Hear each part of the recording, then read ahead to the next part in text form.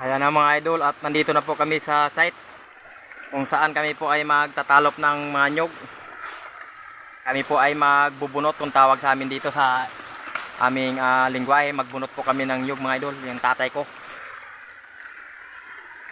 Kabilang barangay na po itong aming dinayo. Kunti lang naman itong mga idol, mga siguro 800 para magkaroon kami ng pira. Hirap dito mga idol. Hirap talaga dito mga idol ang trabaho.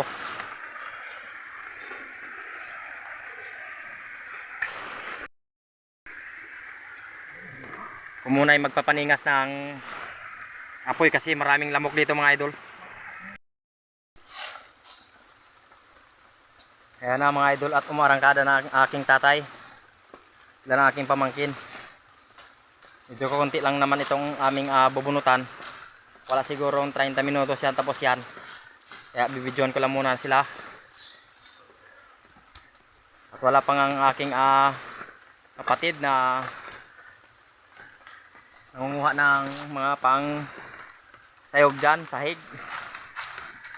Dahil kami pinapapak na dito ng lamok at andun sa kanya ang posporo mga idol. Sa aking mga new subscriber, maraming salamat po sa inyong suporta mga idol. Salamat sa inyong suporta at sana patuloy lang kayo nakasuporta sa Mangyan Taga Bukid channel. Itong aming hanap buhay dito sa bukid mga idol. At pagpalain kayo ng ating mahal na Panginoon. God bless. Medyo matagal-tagal pa po itong aming gagawin dito.